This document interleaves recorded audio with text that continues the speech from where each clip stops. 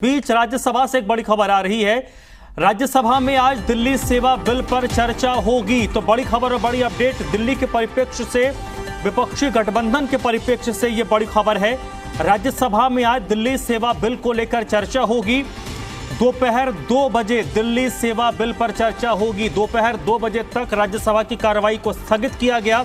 11 बजे जब संसद की कार्रवाई शुरू हुई, नारेबाजी हुई, हंगामा हुआ, उसके बाद राज्यसभा को 2 बजे तक स्थगित किया गया। इस वक्त जो अपडेट हमारे पास है, दोपहर 2 बजे दिल्ली सेवा बिल को लेकर चर्चा होगी। आज राज्यसभा में सरकार के नजरिए से भी देखें और आम आदमी पार्टी के नजरिए से भी देखें तो एक अग्नि परीक्षा है। विपक्षी गठबंधन के हिसाब से देखें तो आज का दिन बहुत अहम है और बहुत महत्वपूर्ण है, क्योंकि अगर ये बिल राज्यसभा से पास हो जाता है तो फिर इसका कानून का रूप लेने का रास्ता प्रशस्त हो जाएगा। उसके बाद राष्ट्रपति के हस्ताक्षर होते हैं, फिर वो कानून बन जाता है। अगर ये राज्यसभा में गिर जाएगा तो विपक्षी गठबंधन के लिए एक बड़ी जीत होगी। सभी दलों ने, आम आदमी पार्टी हो, कांग्रेस हो, उन्होंने अपने अपने सदस्यों के लिए व्हिप जारी कर दिया है। इस वक्त बलराम पांडे मेरे साथ जुड़ चुके हैं इसी पर ज्यादा जानकारी के लिए। बलराम, क्या कुछ इस वक्त आपके पास अपडेट है? 2 बजे तक राज्यसभा की कार्रवाई स्थगित हुई है। 2 बजते ही जैसे कार्रवाई शुरू होगी, मुझे जहां तक लगता है कि गृह मंत्री इसको राज्यसभा में टेबल करेंगे और उसके बाद चर्चा संभवतः शुरू होगी। बिल्कुल, देखिए, जब सुबह 11 बजे सदन की कार्यवाही शुरू हुई थी तब विपक्ष की तरफ से हंगामा किया गया। यही वजह है कि जो सदन की कार्यवाही है वो 2 बजे तक स्थगित कर दी गई। हालांकि अभी जो जानकारी मिली है उसके मुताबिक 2 बजे देश के गृह मंत्री अमित शाह इस बिल को टेबल करेंगे और उसके बाद इस बिल पर चर्चा होगी।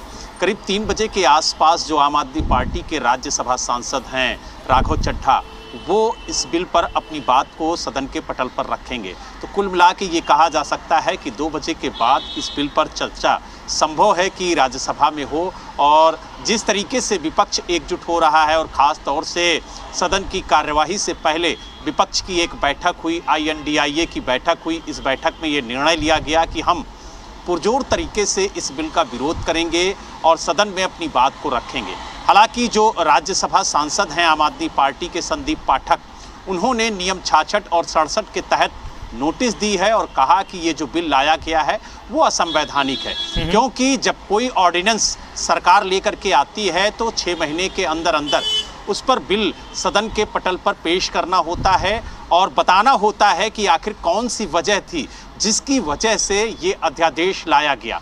और कहीं ना कहीं सरकार ये बताने में नाकाम रही है कि ये अध्यादेश किस लिए लाया गया और इसके लिए सदन के पटल पर ये बिल क्यों रखा जा रहा है। और यही वजह है कि पूरी तरह से विपक्ष सरकार को घेरने की कोशिश कर रहा है। और इसी कोशिश में लगातार आप देख रहे होंगे कि सदन के अंदर आपको हंगामा देखने को मिल रहा होगा। हालांकि लोकसभा में भी हंगामा हुआ, यही वजह है कि लोकसभा भी 2 बजे तक के लिए स्थगित कर दी गई। तो लगातार विपक्ष सरकार को घेरने की कोशिश कर रहा है। लेकिन जिस तरीके से लोकसभा में ये बिल ध्वनिमत से पास करा लिया गया है, उसी तरीके से सरकार की पूरी कोशिश होगी कि राज्यसभा में इस बिल को पास कराया जाए ताकि एक कानून का रूप ये बिल ले सके। हालांकि विपक्ष पूरी कोशिश करेगा इस बिल को गिराने की, क्योंकि आप देखिए लगातार आम आदमी पार्टी विपक्ष के नेताओं से, विपक्ष के सांसदों से अपील कर रही है कि ये जो बिल है वो असंवैधानिक है, अलोकतांत्रिक है, लिहाजा इस बिल के खिलाफ वोटिंग करें। आम आदमी पार्टी के राज्यसभा सांसद संदीप पाठक ने तो बीजेपी के सांसदों से भी अपील की कि वो अपने अंतरात्मा की आवाज़ सुने और इस असंवैधानिक बिल के खिलाफ वोट करें। क्योंकि आप देखिए लगातार अरविंद केजरीवाल विपक्ष के नेताओं से मिलते रहे इस बिल के खिलाफ और उन्हें पता था कि राज्यसभा में इस बिल को रोका जा सकता है अगर सभी विपक्षी दल एकजुट हों।